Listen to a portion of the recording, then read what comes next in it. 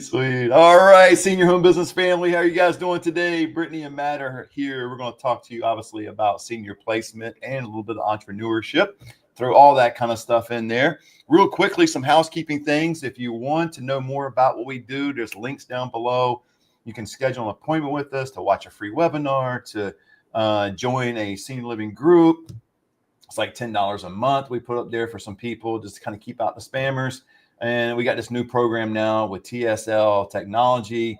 Brittany, I'm super excited about that. I mean, here's starting my area right here to starting to look like it's coming all together. And so I'm just super excited about this whole thing and how it's being developed. And we're going to have a senior placement agent in each area throughout the United States. So super excited. But today we're going to get into guiding families through the senior care process, senior care choices.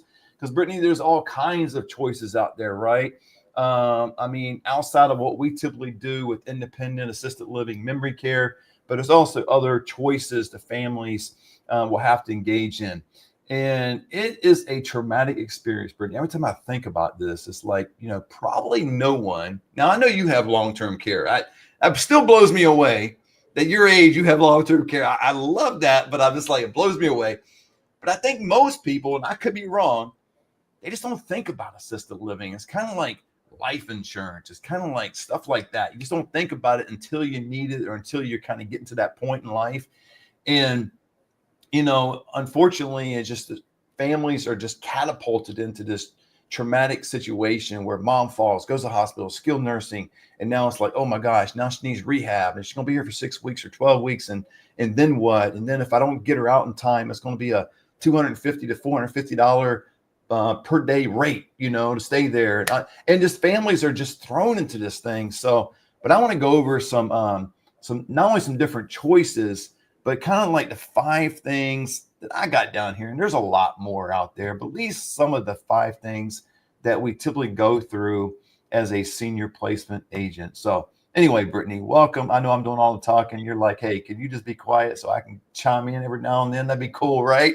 So but let's get into it. Number 1, you need to listen first and speak second. Speak to that, Brittany, because as a person that's talking all day like me, it's very easy to kind of get into the whole groove of just talking, but you really need to slow down and pay attention and listen and hear their story. Talk to us about that. Definitely. When we do intakes or we're speaking with families, new families, or even families that we've been working with maybe, but especially during intake, you want them to just talk. You want to hear what's going on. A lot of my intakes personally, I hardly say my name is Brittany and they're just word vomit. They're just telling me everything that's going on. But if it doesn't start that way, if they don't start to just kind of tell you things, a way to do it is to say, if you're comfortable, can you just tell me what's going on? That's a great place to start. And you don't want to start like every time they say something, have a rebuttal to it. You want them to basically, like I said, just word vomit. Let them speak concerns, what's going on. If mom's in the hospital, is she in rehab? Is she at home? Whatever that looks like. Is it a grandpa? Whatever you want to find out family dynamics. A lot of times this is huge. If for number 1, they feel like they're being listened to, which in this industry, a lot of times families don't feel like people take the time of day to listen to them. Sure. So let them talk. And then that's going to be a really good starting point for you as a placement agent to figure out which direction you're going.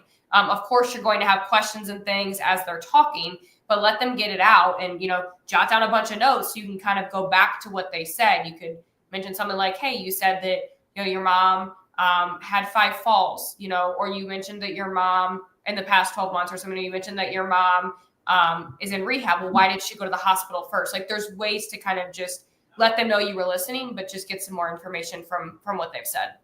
Yeah, definitely. I love that approach.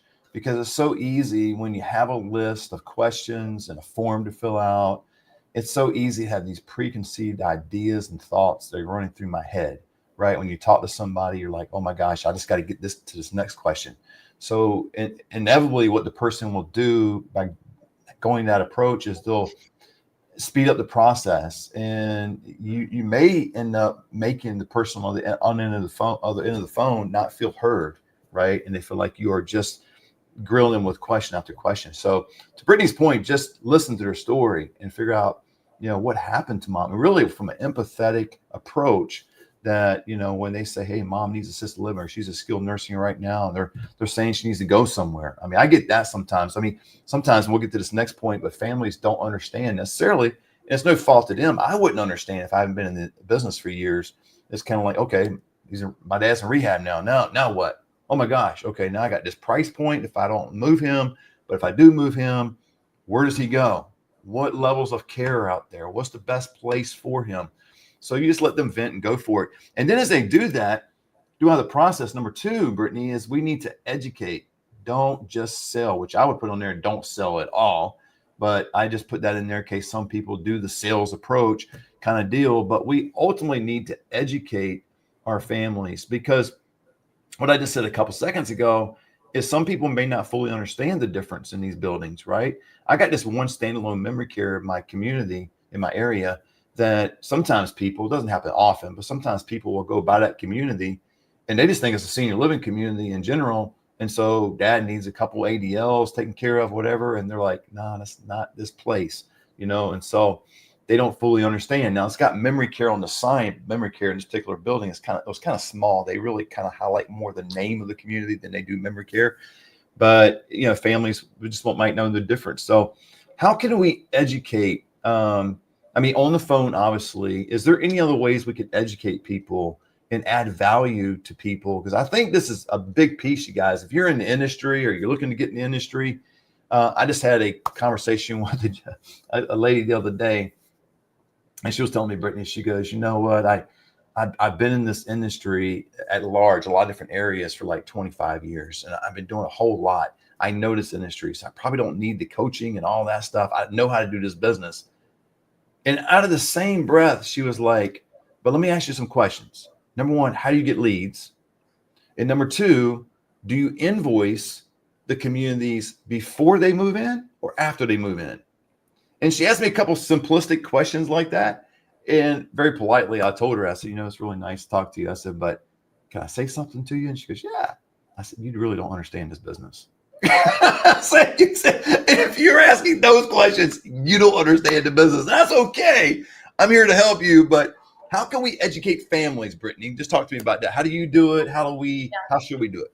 Can I do one tip really quick? It kind of goes back to the first thing we talked about, but I had a family tell me, and it kind of just almost sparked me a little bit. She said, everyone I've talked to in this industry, not placement, like hospital social workers, rehab social workers, and she was calling around to communities to try to find a fit. She said, not one person has had any empathy on what my brother has been through. And it was a tragic situation. He was hit by a car on a bike. So this was a completely tragic situation on the side of the road. So I just want to give a little tip here. When you're talking to families, especially when you're new, you're all hyped up. You've got a new lead, like question. Right. Like, I get it. I get all of that. You're really amped up. But I think taking a second when you are listening, I know this goes back to the first thing we talked about listen to them. But when they are expressing these things to you, show that you care, show that you're empathetic about the situation. When she said that to me, that broke my heart. I mean, this is hospitals. She had called over 15 places and they all were just kind of, the situation's tough. So they were just kind of like, oh, we can't help you. Not, I'm so sorry to hear, so just one tip, be real about it, be genuine, don't fake it. But really, if you're doing this job, you should be real and you should really care. So we shouldn't have that problem. But anyway, just wanted to put that out there. Well, let me say something real quick about that, because I think it's important to, we could all kind of like figure out what time frame we want to work, right? 9 to 5, 24 hours a day. I don't care, whatever time it is. But let me tell you this. And the reason I say this is I know of another senior placement agent that answered the phone, and because it was 5 o'clock on a Friday, he cut the conversation off because he said I'd do it. If that's the case, it's better not even answer the phone and let it go to voicemail. If you're only giving somebody a couple minutes, I would encourage you, unless it's an emergency, unless some odd situation, don't ever pick up the phone and then tell somebody a minute too later, I'm sorry, I can't talk right now. Can I call you back? Because you imagine, tell them that story there. Their loved one got hit, right? You said by a car on a bike. And they're telling that story and you're like, oh, I'm so sorry to hear that, ma'am. You know what? I got this other appointment I'm going into. Can I call you right back? Put yourself in that person's shoes. I feel like you didn't hear me at all. Yeah. Yeah. Yep. And that's huge. And if you know, never mind, we could go on a diatribe about that, but if you can't help somebody, same thing. If you know that it's like a low income, give them the time of day. Don't cut people off. That's not fair. But onto this, on the second one, educate, don't sell. Yeah, I mean, again, don't sell at all. I think there's ways to educate people.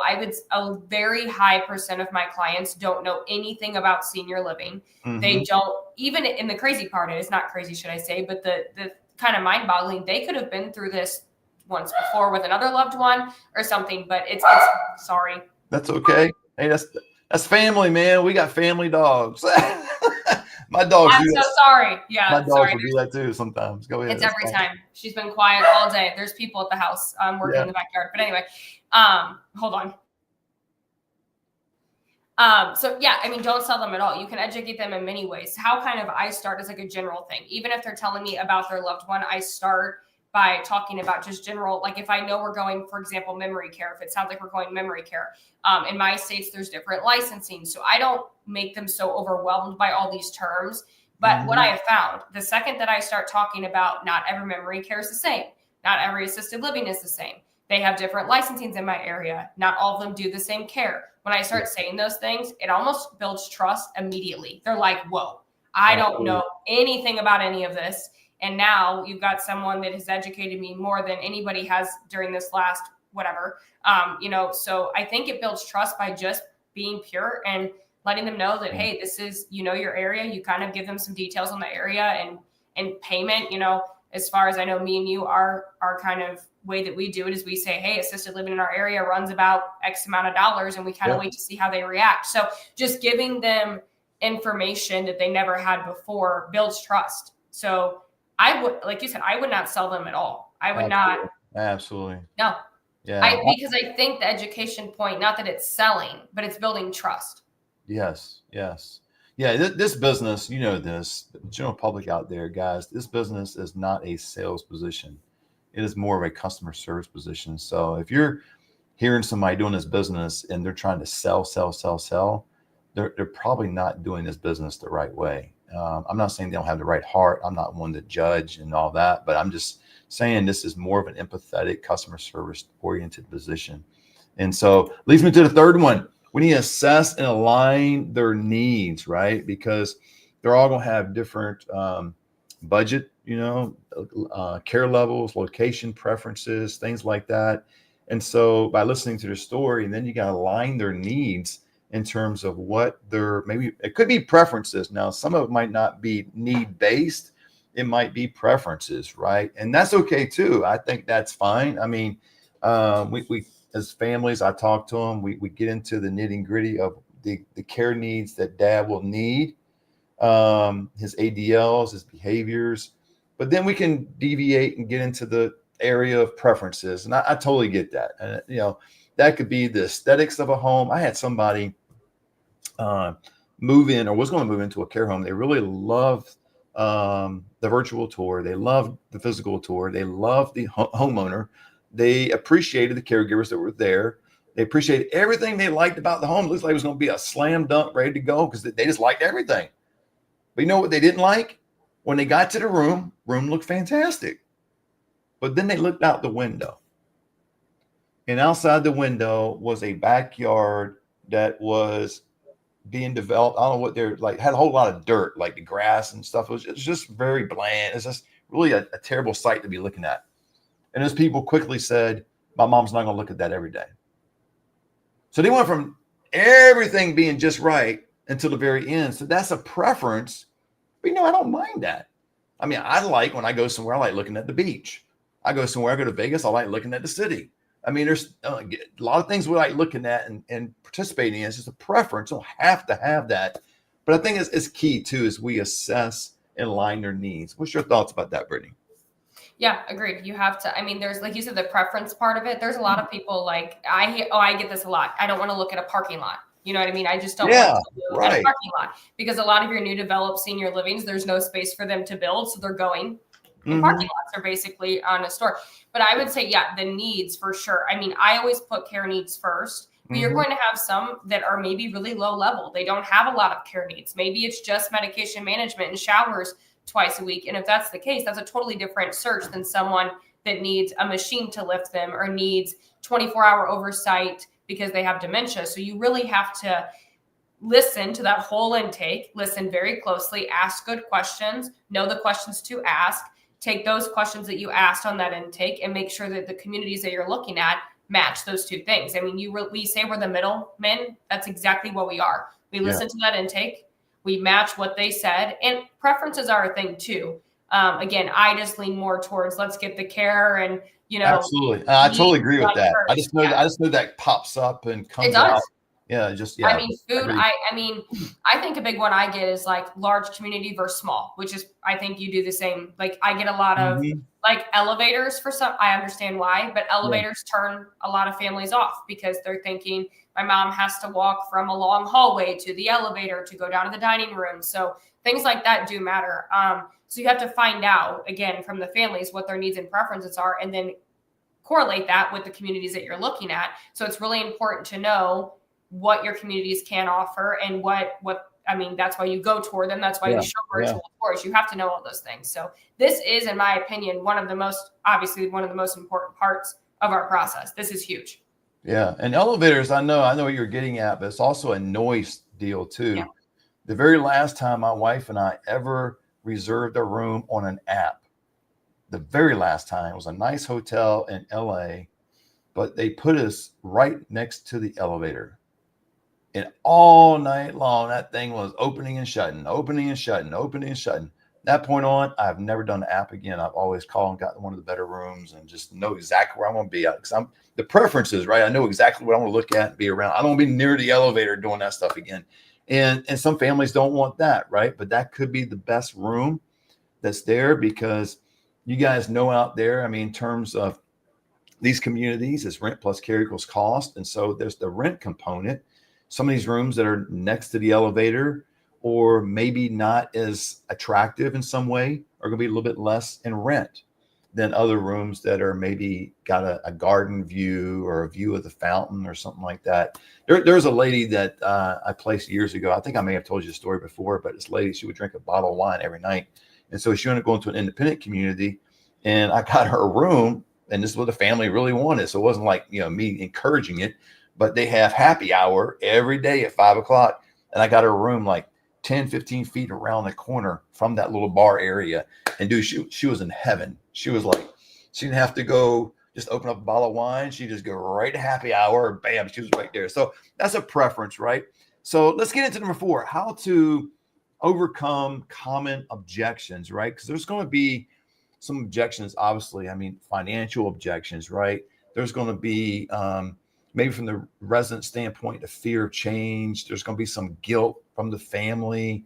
I get that sometimes. Like everything is hunky-dory going right along, like clockwork. Mom's getting ready to be discharged, everything. And then one of the siblings gets cold feet because it's understandable. They start feeling guilty about putting mom and dad, or mom in this case, in a nursing home or they that's not called a nursing home, but that's what they kind of call it, like an old folk home, or they just kind of feel like they're abandoning them, right? So when you have that kind of situation, Brittany, what do you usually do? And I don't mean like overcome the objection, like you don't listen to them, but I mean, what do you usually say to the family to kind of make it a little bit easier for them? Yeah. So this is super common. I would think, again, a lot of families are in this position, and especially if it's a fast move, like you mentioned, fall, break hip, hospital, rehab, like their lives have basically been turned upside down sometimes. So it all kind of hits them all at once. So yeah, obviously you listen to them. I always say that I'm an expert in talking people off a ledge. That's kind of nice. All right. If I ever get to that place in my life, you're on my speed dial. Yeah. The best thing that I've done is put it in perspective. So they are calling, you kind of got to go back to that first intake call and all the time you've worked with them. Why did they call you? There's a need, right? Yeah. So obviously you're not there to persuade them to move forward, but I take the emotion out of it a little bit. You make sure that that you verify, you make them feel valid in their emotions and things, but you look at the facts, right? If mom cannot use the restroom on her own, and then like you mentioned, you can maybe bring up different options. If you're, feeling guilty about her going to assisted living, let's look at home care. And then usually when we get to that point, we start talking numbers like, oh, no, she has to go to assist, like things like that. So Right. you're listening to them, getting them back to the facts that mom or dad needs help with these things. This community, if they're kind of already where they've chose somewhere, this community provides those things. If this is not the direction you want to go anymore, definitely we can look at an alternative. Let's look at home care. So I just kind of do that. And usually, they always end up moving forward. It's just getting to that point to get them grounded almost, get them back to realize all the benefits of moving, all the benefits of assisted living or memory care, or whatever that is. My biggest objection is memory care versus assisted living. Every time. I have a lot of families, and I completely understand, are a little bit in denial when it comes to memory care. Yeah. They are the hardest buildings to tour. It's not pleasant. Now, what's your number one reason for that? Because I got mine, but let me hear yours. Well, I'll tell you what they say. When we tour, they say, that's not my loved one. Every time when they see the other residents, they say, I hear the phraseology of, and I hate saying this, but it's just what they tell me. I've had multiple people tell me this. These people in here it's comatose, man. They're not doing anything. Again, I don't know their expectations. It's a whole nother topic for a different day, but I don't know their expectations when you walk in memory care. What do they actually expect? I have no idea, but if you go in after breakfast, after lunch, a lot of times residents are in their rooms. If they're in the foyer or general common area, they could just be asleep and not doing a whole lot. And I hear that from families. They get so disappointed when they do a tour in a memory care. A tough part is too, like if their loved one, a couple things, if their loved one, if they haven't been around their loved one too much, they might not realize the degree of the dementia or Alzheimer's. And the second one is, this is a really tough one. If they are physically really good, they can ambulate. They can, some can even bathe on their own with reminders. They just need a reminder to do so. Or like if they say they can bathe on their own, they're ambulatory, but they're an elopement risk. I have one moving as we speak right now to a memory care that he can even tell you who the president is. He can tell you his birthday and his social security number, but he was found multiple times in another neighborhood trying to open people's doors because he was so confused. So that's a really hard one, because if you go talk to him, you almost have to, it takes a little bit to get to know that he's at that stage. And then again, he can tell you his social security number, the president, but he's having some struggles with just pure confusion. So that's more memory care appropriate. But with that family in particular, we spent the last 4 days, kind of going through, and he was kind of on the fine line. If he didn't elope, I probably would have gone a small assisted living. So it's tough. Walking family through those scenarios and just trying to make sure that they understand it's the right fit. But there's a lot of denial when it comes to memory care. And it's tough. I've had families, we walk right back out. They look me dead in the face and say, my dad's or mom's not ready. It's common. Yeah. It's just getting there. It's a process. It's a process to get them there.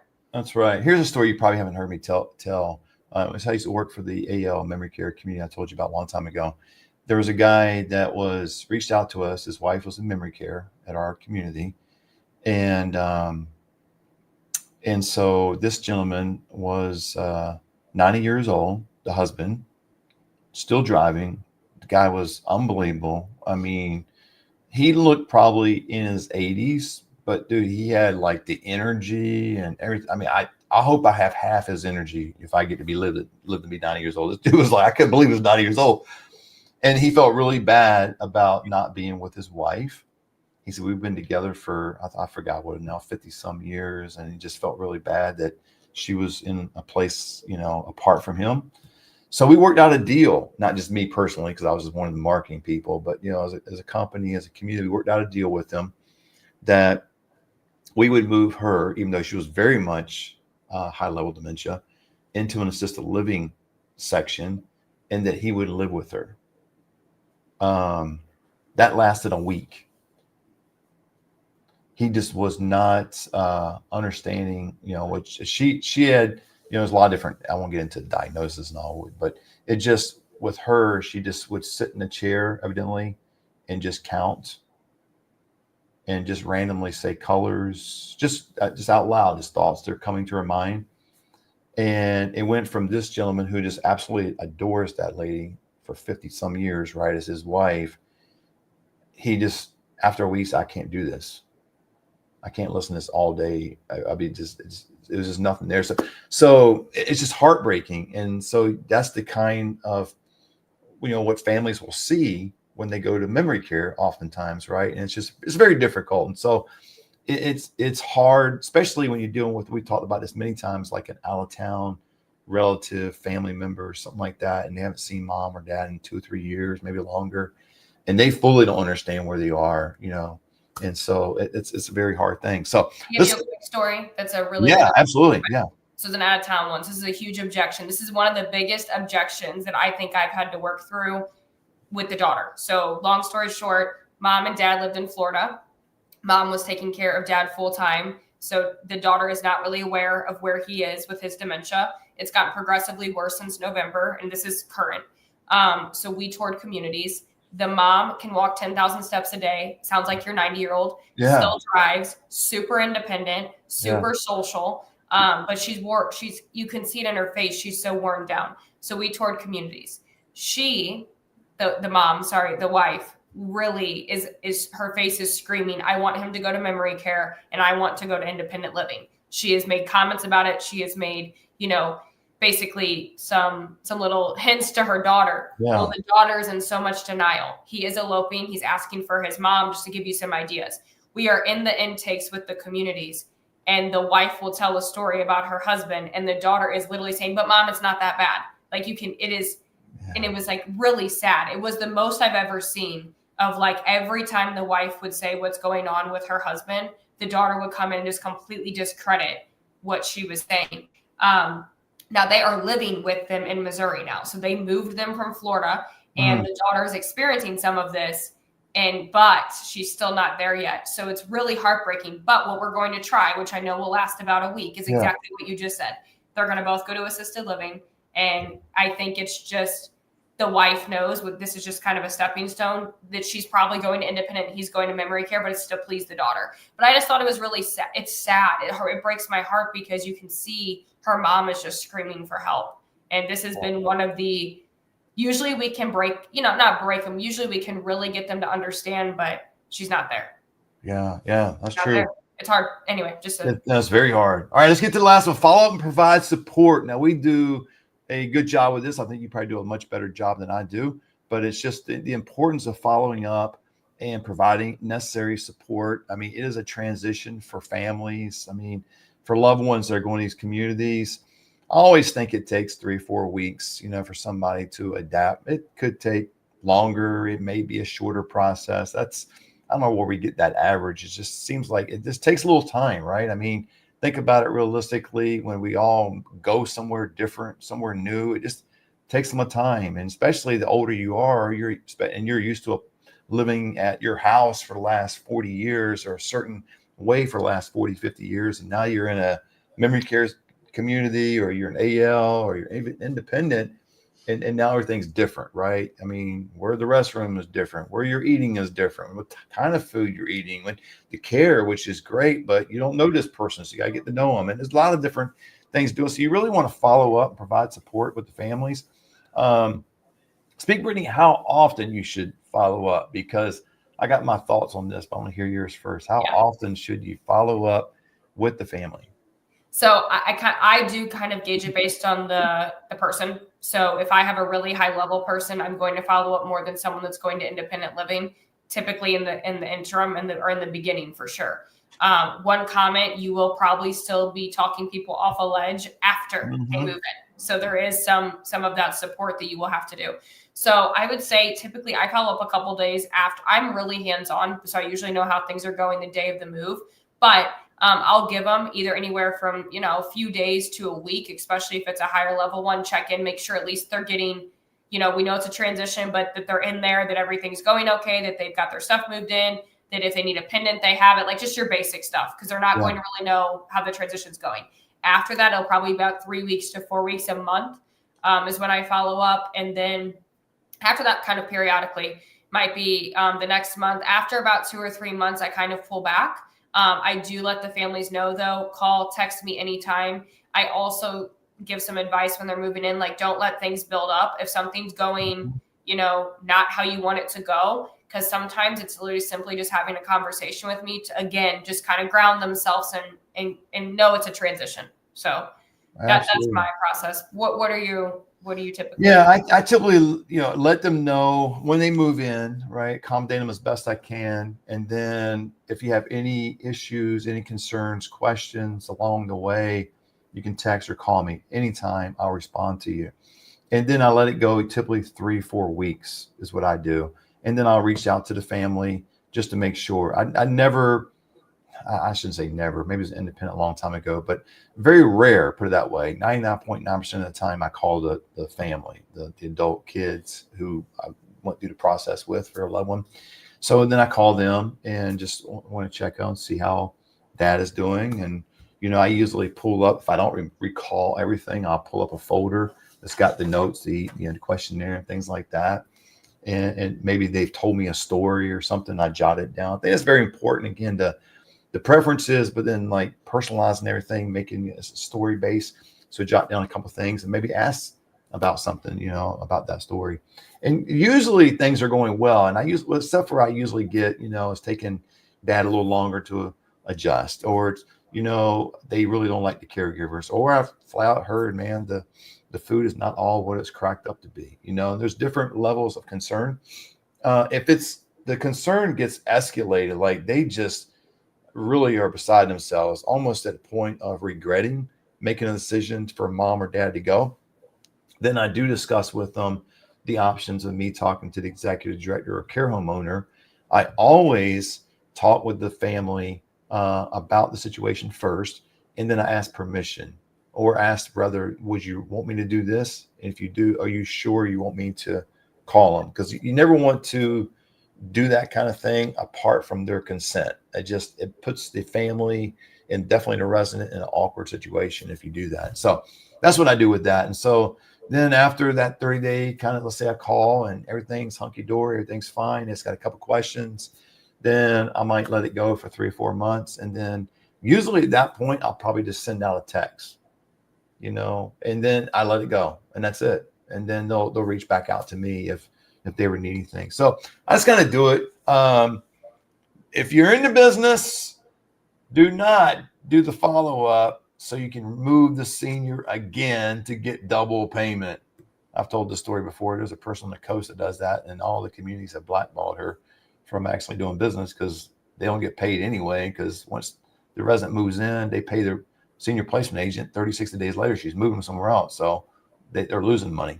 Yeah, it's crazy. If anything, try to keep them there, because that actually, like, if it's still appropriate. Yeah, if it's still appropriate. Again, I mean, I will be honest, in one of my markets, that's why I follow up. I also gauge it. Like, if you feel like your communities are ones that drop the ball, and I know we only work with places we would put our loved ones in, but if you have a history of like 1 or 2 that you still really do like the care, but there's little things that drop through that could be really irritating to families, follow up more than, don't wait 30 days. Because Absolutely. If you do, that's when that's when you call them, like I've had families, real riled up. So just kind of feel it out. And if you have a family that's super, like, needs a lot of hand holding, like this was just a lot, it was quick, maybe just follow up a little bit earlier. I think they really appreciate it. You want to squash it before it gets to where they're bubbling, because that's when it's harder to kind of bring everybody You're right about that, because it could simply just be a misunderstanding, lack of communication. It just maybe the executive director, leadership doesn't even know what's going on. And I've talked with them. That's my AI camera. Come on back. I don't know what you're doing here. Yeah, it's the benefit of talking with your hands. I've noticed too, like if I talk a certain way with my mouth, it'll move the camera too. So I gotta anyway. So, but sometimes let's say mom or dad are going through a situation, and it could be a form of a complaint. I have had conversations with the family's permission with executive directors and care home owners, and they were appreciative of that conversation, because there was times, not all the time, but there was times they didn't even have a clue what was going on. And they're like, man, we do not appreciate that. Like sometimes, give an example. One time was like night staff, and then of course the executive director's not there. And evidently the person that was kind of running the shift on a certain corridor was kind of lackadaisical and not getting back and just kind of, going through the motions and not being there. So anyway, it's just, they appreciate that kind of feedback. And if you ever have a conversation as a senior placement agent with an executive director, care home owner, go in a non-combative way. Don't go in guns blazing like you're going to start an argument, like, oh man, I'm going to correct this, and you're going to be the savior. Just have a conversation. It's just, you really appreciate who they are and what they do, and just let with the family's permission, this was brought to my attention. Just want to have a conversation with you about it. Bring it to your attention. You might not even know about it, and then you'll find out that those conversations usually will go a lot better than going in and saying, "Man, I can't believe you guys are doing this. Stop it." It's just and being all combative. Yeah, all right. When you build relationships too. Oh, sorry. No, go ahead. No, go ahead. It gets better when you start building relationships with these communities. Just to give a quick example. So there's a community in my area that the assisted living is great, but they have a memory care on the same property. And I will be honest, it stinks. I don't know if it is the sewers. It always smells. Literally stink. I thought you meant like it stinks. No, plug your nose stink. bad. Like it smells. And it's been going on for a couple of years, and we just don't obviously bring families there because it's almost embarrassing to bring families there. Let me ask you, without knowing their name, what's their census like? Their assisted living does really well. So that property is full. Their people don't care about the smell then. So their memory care is only 12 people, and they lose a lot. So it's very small, very small. But they don't care about the smell then. If they get the census is kind of high on the AL side. Yeah. Anyway, so that'd be an issue for me. Go visit my mom and I'll be like, oh my God, I can't get out of the car. It's bad. It's like really, and they blame it on the sewers. I've heard all kinds of stuff. Anyway, they have since they're small communities, they have one marketing person for 3 properties, and we're really close. I work with their other 2 weekly. Like, I love them. They are really good company. So just to give you an example of when you kind of feel like that relationship is building, you can bring up things like she said off the record. She kind of mentioned it, and I just told her, just to let you know, we don't bring families to that memory care for this reason. Well, it might work. I don't know. It might help, but the regional is reaching out to me. We have a meeting this week, and they want to know my feedback. And she's been telling them, the same things, but sometimes it can be helpful to get an outside person to let the community know what they're doing in a professional and respectful way. So I have a call with the regional this week to basically tell them their community smells. I'll have to figure out how to word that. Well, here's the kind of thing is my 2 cents on that would be, because I used to be a chemical salesman back in the day and had to go to a lot of dairies. And when I first started that position, it smelled to high heaven. I wasn't used to it. Over time, you start to adjust and you become immune to the thing. It's like you don't even smell it, right? So some of those people that work there, if they've been there for any length of time, they're so probably used to it, they don't even smell it. So you need an outside party to really bring it to their attention. I mean, I'm telling you, when I walked on dairies at the beginning, it was like, oh my God. And then I went from that to, man, it could be 100 flies going around, manure all over them in the cow pit. I mean, it doesn't matter. It's like I'm at the grocery store. Sure. You get used to it. So they've probably gotten used to it, but they do need people to bring that to their attention, because people that are not living there are touring there for the first time. That's going to be an issue. That would be an issue with me. It really would. Oh, it smacks you in the face. It is bad. It is something. Yeah, it's got to be changed.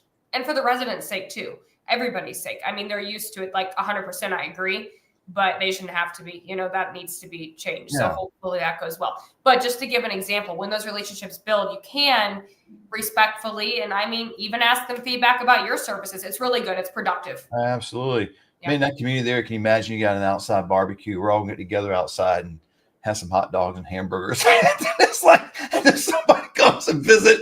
What in the world? You got mom where? God. Yeah. That's crazy. I'm like, there has to be, there's no excuse for this long, If that's the case, tear it down and rebuild it. That's awesome. Yeah. All right, you guys. Well, that's it. We're talking about guiding families through senior care choices, kind of a process. And of course, there's a lot more to it. We just kind of highlighted 5 areas. And we're super excited about helping seniors at no cost, no obligation. And again, if you want to know more about what we do professionally and you want to entertain the thought of maybe getting into a group, get some coaching, get some training, buy a course, whatever you want to do. We got the most comprehensive senior placement course in the country. Just drop down, click the link. And there's a webinar coming up. Actually, there's a free one down below, but there's also another one on the 14th. That is that whole technology thing we got going on now. And it's going to revolutionize the industry, and it's a game changer. So if you want to know more about that, you can sign up for that webinar too. And until next time, guys, God bless.